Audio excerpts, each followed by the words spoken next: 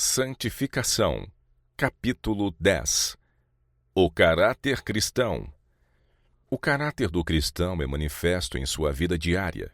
Disse Cristo: toda árvore boa produz bons frutos, e toda árvore má produz frutos maus. Nosso Salvador se compara a uma videira, da qual seus seguidores são os ramos. Ele declara positivamente que todos aqueles que desejam ser seus discípulos precisam produzir frutos, e então mostra como podem tornar-se ramos frutíferos. Estai em mim, e eu em vós. Como a vara de si mesma não pode dar fruto, se não estiver na videira, assim também vós, se não estiverdes em mim. O apóstolo Paulo descreve o fruto que o cristão deve produzir. Diz ele que está em toda a bondade, justiça e verdade. E outra vez, o fruto do Espírito é caridade, gozo, paz, longanimidade, benignidade, bondade, fé, mansidão, temperança. Estas preciosas graças são apenas os princípios da lei de Deus demonstrados na vida. A lei de Deus é a única norma verdadeira de perfeição moral. Esta lei foi praticamente exemplificada na vida de Cristo. Ele diz de si mesmo: tenho guardado os mandamentos de meu Pai. Nada menos que esta obediência satisfará as exigências da palavra de Deus. Aquele que diz que está nele também deve andar como ele andou. Nós não podemos alegar que somos impotentes para fazer isto, porque temos a afirmativa: a minha graça te basta. Ao olharmos no espelho divino, a lei de Deus, vemos a excessiva malignidade do pecado e nossa própria condição de perdidos como transgressores. Mas pelo arrependimento e a fé somos justificados perante Deus e, mediante a graça divina, habilitados a prestar obediência aos seus mandamentos. Amor a Deus e ao homem. Aqueles que têm genuíno amor a Deus manifestarão um intenso desejo de conhecer sua vontade e executá-la. Diz o apóstolo João, cujas epístolas tratam tão cabalmente do amor: esta é a caridade ou o amor de Deus, que guardemos os seus mandamentos. A criança que ama aos pais mostrará esse amor por voluntária obediência, mas a criança egoísta e ingrata procura fazer tão pouco quanto lhe seja possível por seus pais, enquanto ao mesmo tempo deseja gozar todos os privilégios assegurados ao obediente e fiel. A mesma diferença é vista entre os que professam ser filhos de Deus. Muitos que sabem ser o objeto de seu amor e cuidado e desejam receber sua bênção não têm nenhum deleite em fazer sua vontade. Consideram os reclamos de Deus como uma desagradável restrição, seus mandamentos um danoso jugo. Mas aquele que está verdadeiramente procurando a santidade de coração e de vida, deleita-se na lei de Deus e lamenta unicamente o fato de que fica muito aquém de satisfazer as suas reivindicações. É-nos ordenado amar-nos mutuamente como Cristo nos amou. Ele manifestou seu amor dando sua vida para remir-nos. O discípulo amado diz que devemos estar dispostos a dar a vida pelos irmãos. Porque todo aquele que ama o que o gerou, também ama o que dele é nascido. Se amamos a Cristo, amaremos também àqueles que a ele se assemelham na vida e no caráter. E não somente isto, mas havemos de amar àqueles que estão sem esperança e sem Deus no mundo. Foi para salvar os pecadores que Cristo deixou seu lar no céu e veio à terra para sofrer e morrer. Por isso ele se fatigou, agoniou-se e orou até o ponto de, com o coração partido e abandonado por aqueles a quem veio salvar, derramar sua vida no Calvário. Imitar o modelo. Muitos se esquivam de uma vida como a que viveu o nosso Salvador. Sentem que requer demasiado grande sacrifício imitar o modelo, produzir fruto em boas obras e então, pacientemente, suportar a poda de Deus para que possam dar mais fruto. Mas quando o cristão se considera apenas um humilde instrumento nas mãos de Cristo e se esforça por cumprir fielmente todo o dever, confiando no auxílio prometido por Deus, então tomará o jugo de Cristo e achará fácil fazê-lo. Então assumirá responsabilidades por Cristo e dirá serem agradáveis. Ele poderá olhar para cima com ânimo e confiança e dizer: eu sei em quem tenho crido, e estou certo de que é poderoso para guardar o meu depósito até aquele dia. Se encontramos obstáculos em nosso caminho e fielmente os vencemos, se deparamos com oposição e vitupério e em nome de Cristo ganhamos a vitória, se temos responsabilidades e nos desempenhamos de nossos deveres no espírito de nosso Mestre, então de fato alcançamos um precioso conhecimento de sua fidelidade e poder. Não mais dependeremos da experiência de outros, porque temos o testemunho em nós mesmos. Como os samaritanos da antiguidade, podemos dizer, nós mesmos o temos ouvido e sabemos que este é verdadeiramente o Cristo, o Salvador do mundo. Quanto mais contemplarmos o caráter de Cristo e quanto mais experimentarmos de seu poder salvador, com tanto maior perspicácia reconheceremos nossa própria fraqueza e imperfeição e mais fervorosamente olharemos para Ele como nossa força e nosso Redentor. Não temos poder em nós mesmos para purificar o templo da alma de sua contaminação. Mas, ao nos arrependermos de nossos pecados contra Deus e procurarmos perdão mediante os méritos de Cristo, Ele comunicará aquela fé que opera por amor e purifica o coração. Pela fé em Cristo e obediência à lei de Deus, podemos ser santificados e assim obter aptidão para a sociedade com os santos anjos e os remidos vestidos de branco no reino da glória. A união com Cristo, nosso privilégio. Não é somente o privilégio, mas o dever de todo cristão manter uma íntima união com Cristo e ter uma rica experiência nas coisas de Deus. Então sua vida será frutífera em boas obras. Disse Cristo: nisto é glorificado meu Pai, que deis muito fruto.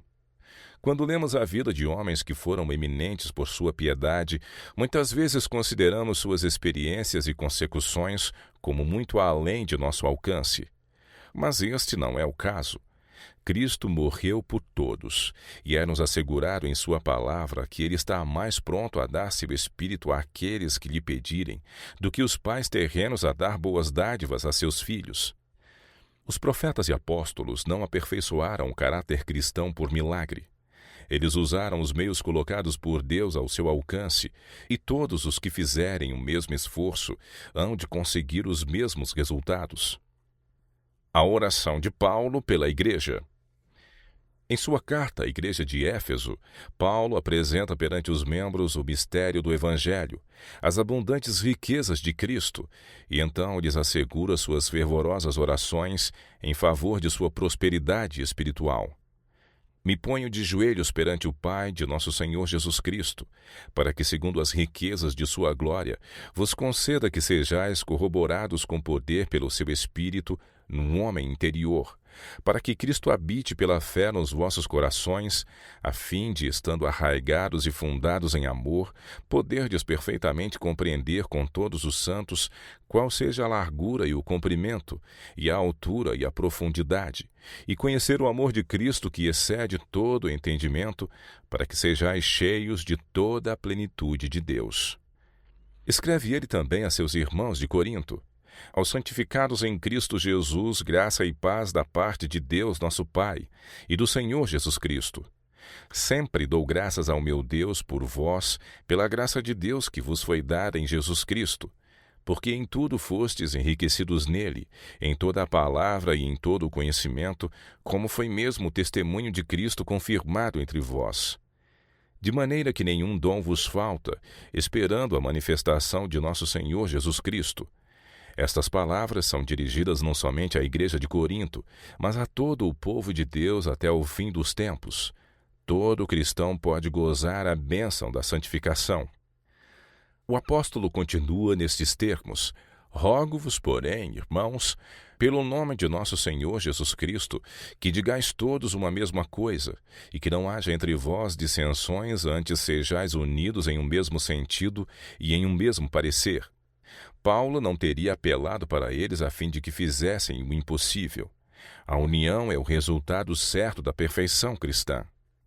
Também na Epístola aos Colossenses são apresentados os gloriosos privilégios concedidos aos filhos de Deus. Porquanto ouvimos da vossa fé em Cristo Jesus e da caridade que tendes para com todos os santos. Nós também, desde o dia em que o ouvimos, Não cessamos de orar por vós e de pedir que sejais cheios do conhecimento da sua vontade e em toda a sabedoria e inteligência espiritual, para que possais andar dignamente diante do Senhor, agradando-lhe em tudo, frutificando em toda boa obra e crescendo no conhecimento de Deus, corroborados em toda a fortaleza, segundo a força da sua glória, em toda a paciência e longanimidade com gozo. A norma da santidade. O próprio apóstolo esforçava-se por alcançar a mesma norma de santidade que apresentara a seus irmãos. Ele escreve aos Filipenses: "O que para mim era ganho, reputei-o perda por Cristo. E, na verdade, tenho também por perda todas as coisas, pela excelência do conhecimento de Cristo Jesus, meu Senhor, para conhecê-lo e a sua morte, para ver se de alguma maneira posso chegar à ressurreição dos mortos. Não que já tenha alcançado ou que seja perfeito, mas prossigo para alcançar aquilo para o que fui também preso por Cristo Jesus. Irmãos, quanto a mim, não julgo que o haja alcançado, mas uma coisa faço, e é que, esquecendo-me das coisas que atrás ficam, e avançando para as que estão diante de mim, prossigo para o alvo, pelo prêmio da soberana vocação de Deus em Cristo Jesus." Há um notável contraste entre pretensões jactanciosas e de justiça própria daqueles que professam estar sem pecado e a modesta linguagem do apóstolo. Contudo, foi a pureza e a fidelidade de sua própria vida que deu poder às suas exortações a seus irmãos. A vontade de Deus. Paulo não hesitava em salientar em toda a ocasião oportuna a importância da santificação bíblica. Diz ele: "Vós bem sabeis que mandamentos vos temos dado pelo Senhor Jesus, porque esta é a vontade de Deus, a vossa santificação. De sorte que, meus amados, assim como sempre obedecestes não só na minha presença, mas muito mais agora na minha ausência, assim também operai a vossa salvação com temor e tremor, porque Deus é o que opera em vós tanto o querer como o efetuar, segundo a sua boa vontade. Fazei todas as coisas sem murmuração nem contendas, para que sejais irrepreensíveis e sinceros, filhos de Deus inculpáveis no meio de uma geração corrompida e perversa, entre a qual resplandeceis como astros no mundo." Ele concita a Tito a instruir a igreja, quanto a que, embora devessem seus membros confiar nos méritos de Cristo para a salvação, a graça divina, habitando em seus corações, conduzirá à fiel execução de todos os deveres da vida. Admoesta-os a que se sujeitem aos principados e potestades, que lhes obedeçam, e estejam preparados para toda a boa obra, que a ninguém infamem nem sejam contenciosos, mas modestos, mostrando toda a mansidão para com todos os homens. Fiel é a palavra, e isto quero que deveras afirmes, para que os que creem em Deus procurem aplicar-se às boas obras. Estas coisas são boas e proveitosas aos homens. Paulo procura impressionar-nos a mente com o fato de que o fundamento de todo serviço aceitável a Deus, ao mesmo tempo que a própria coroa das graças cristãs, é o amor, e de que somente no coração em que reina o amor é que habitará a paz de Deus. Revesti-vos, pois, como eleitos de Deus, santos e amados, de entranhas de misericórdia, de benignidade, humildade, mansidão, longanimidade, suportando-vos uns aos outros. Se algum tiver queixa contra outro, assim como Cristo vos perdoou, assim fazei vós também. E sobretudo isto, revesti-vos de caridade, que é o vínculo da perfeição. E a paz de Deus, para a qual também fostes chamados em um corpo, domine em vossos corações e sede agradecidos. A palavra de Cristo habite em vós abundantemente em toda a sabedoria, ensinando-vos e admoestando-vos uns aos outros com salmos, hinos e cânticos espirituais, cantando ao Senhor com graça em vosso coração. E quando fizerdes por palavras ou obras, fazei tudo em nome do Senhor Jesus, dando por ele graças a Deus Pai.